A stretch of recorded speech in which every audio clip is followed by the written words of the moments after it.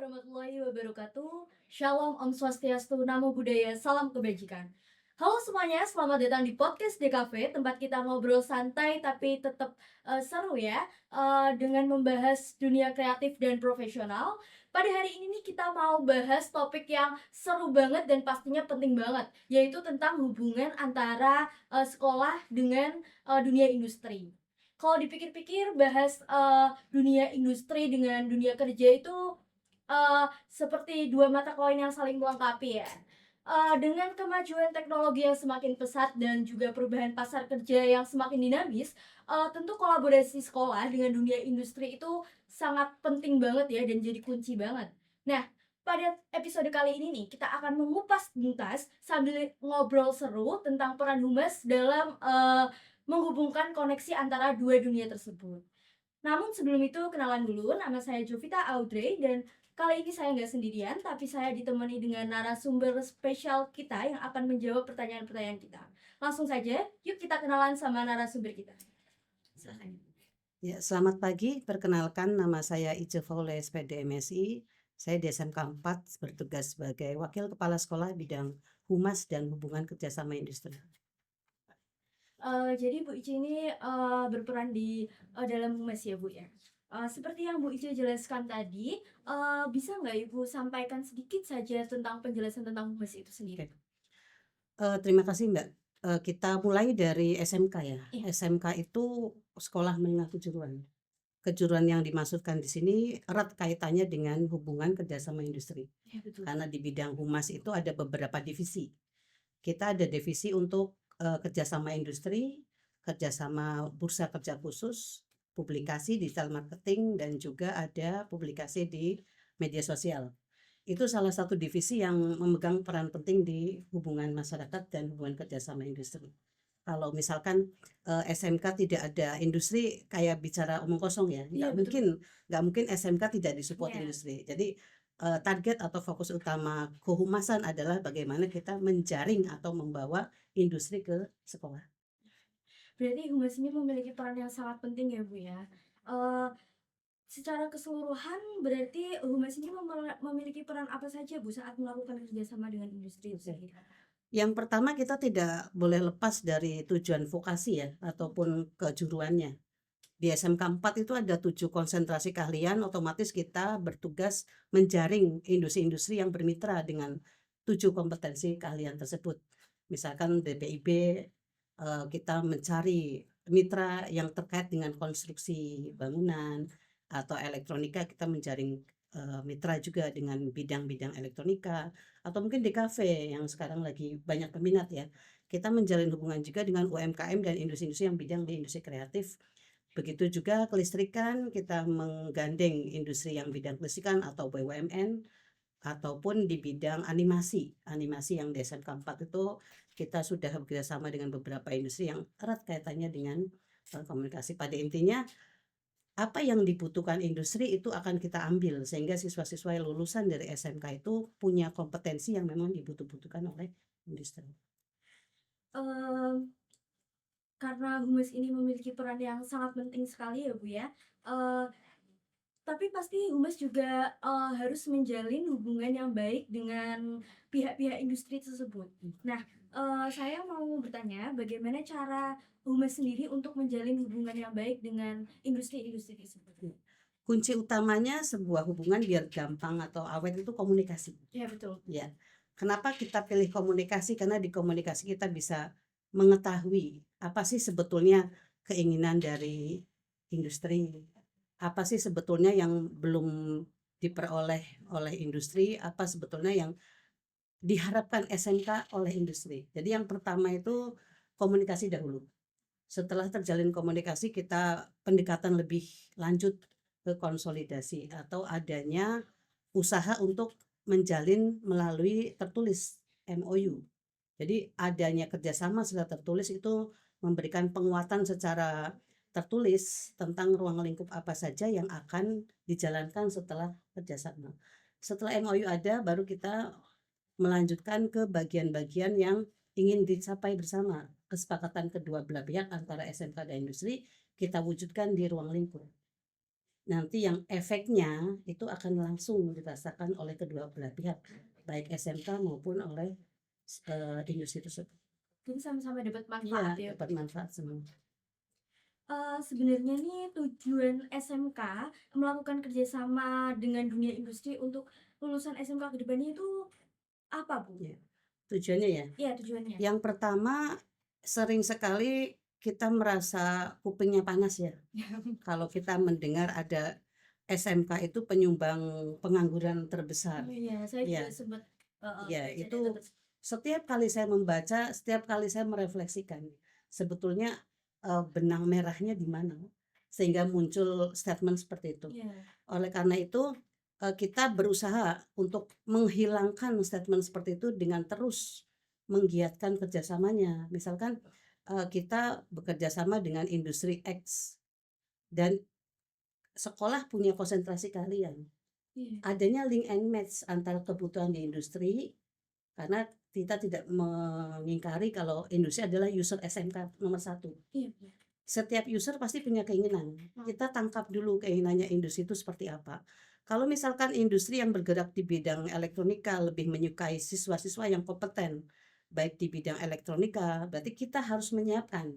Dan untuk menyiapkan siswa-siswa sebagai guru tidak mungkin sendiri, apalagi SMK tidak mungkin Iya. mengajarkan sendiri karena sebagian besar usernya adalah industri. Oleh karena itu kita memanggil industri untuk mengajar atau untuk berkolaborasi bersama, baik itu di bidang kurikulum ataupun kerjasama yang berkaitan dengan industri, misalkan guru tamu ataupun PKL atau magang siswa.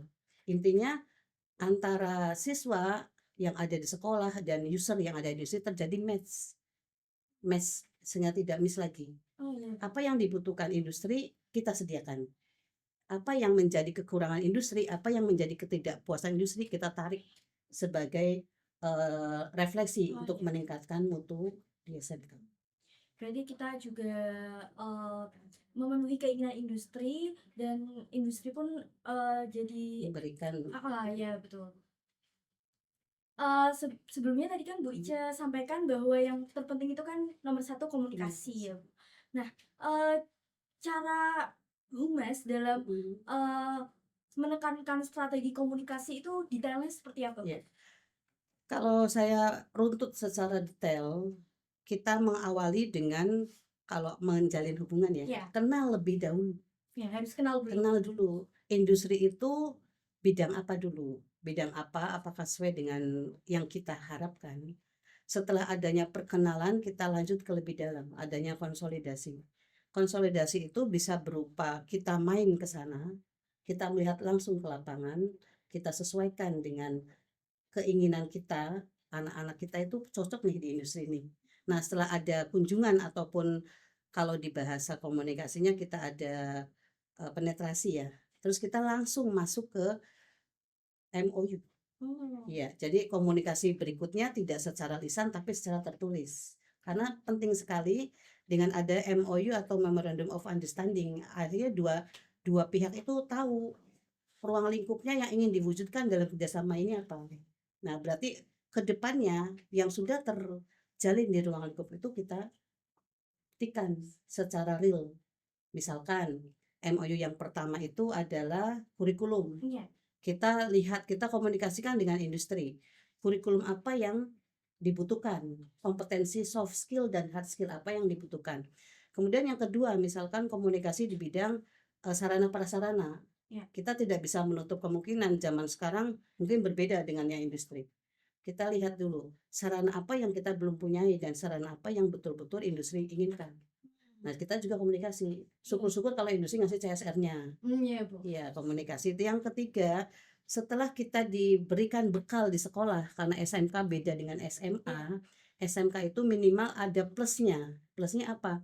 Pengetahuan siswa atau kiprahnya industri betul-betul melekat. Jadi anak-anak atau lulusan SMK itu punya kemampuan. Kalau misalkan dia terjun ke industri, dia tahu budaya kerja industri. Oh iya. Budaya kerja sekolah ada, budaya kerja industri ada. Itu mungkin beberapa komunikasi baik secara lisan maupun tertulis dan dituangkan di dalam bentuk ruang lingkup kerjasama. Ternyata ada kunjungannya juga ya, Bu, ya. Jadi lebih tahu gitu keinginan industri juga seperti apa. Itu pasti memudahkan kita juga sebagai siswa ya, Bu, ya. Iya, Jadi, betul. eee, nggak bingung lagi maunya industri itu seperti Iya. apa. Oke. Eee, nggak terasa kita udah sampai pertanyaan Mhm. terakhir nih, Bu.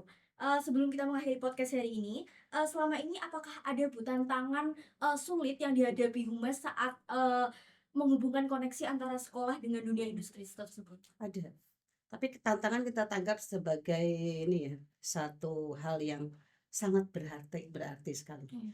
Jadi tantangan itu kita dapatkan karena pada saat ini pelaksanaan kerjasama untuk yang sedang jalan ataupun yang akan jalan, itu kita sering sekali, mendapatkan masukan dari industri tentang kompetensi siswa.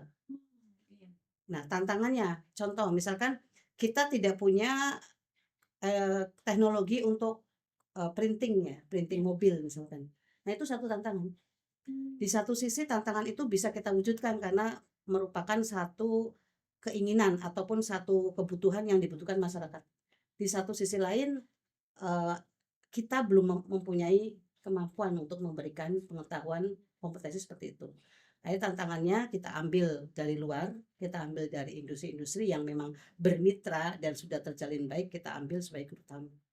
Di Mhm. situ kita berkolaborasinya, tantangannya bukan tantangan SMK tuh bukan dijawab oleh SMK sendiri, tapi tetap ada kolaborasi. Apa kompetensi yang kurang? Itu contohnya. Dan di SMK 4 banyak sekali itu kompetensi-kompetensi yang menjadi tantangan. Yang di industri banyak banget dibutuhkan, tapi kita harus berusaha memenuhi dari keinginan industri atau masyarakat. Jadi tantangannya juga besar sekali, Iya, Mbak. selain di soft skill ya, soft skill terutama ini banyak sekali tantangan dari industri di, lembar kepuasan user kalau Iya. kita selalu memberikan itu pada saat komunikasi monitoring PKL, selalu memberikan seperti itu, kita tanggapi dan di situ kita bisa lihat tantangan yang harus kita penuhi apa. Oh, iya. Iya, jadi kalau apa yang menjadi saran atau apa yang menjadi tantangan industri kita tarik, kita ambil sebagai satu, refleksi untuk memperbaiki soft skill-nya anak atau hard skill-nya, saya yakin hubungan antara SMK dan industri tidak lagi, apa namanya, ada jurang, Iya. tapi ada penghubungnya. Iya. Iya. Berarti tantangan tersebut juga sebagai pembelajaran untuk Mhm. kita ambil gitu ya, Bu, ya? Peningkatan Berarti, cara penyelesaian dari tantangan tersebut yaitu dengan, peningkatan kompetensi. meningkatkan kompetensi dan menjadikan itu sebagai pembelajaran. Betul. Nah, sebelum mengakhiri podcast pada kali ini nih, Bu, apa closing statement Bu Ica, tentang ini? Iya, baik. Yang pertama, SMK itu harus berkolaborasi atau harus menjalin hubungan yang mesra dengan industri. Yang kedua, kompetensi soft skill dan hard skill harus dikuasai siswa-siswa lulusan SMK sebagai model mereka untuk terjun ke masyarakat. Yang ketiga, tidak mungkin SMK berjalan sendiri, pembelajarannya tidak mungkin berhasil tanpa campur tangan industri. Oleh karena itu, membuat sebuah industri kecil di SMK merupakan satu kewajiban dan satu hal yang harus dijadikan ciri. Kita mau semua SMK punya ciri berdasarkan konsentrasi masing-masing. Dan yang terakhir ini mungkin soft skill ya, tetaplah berbuat baik.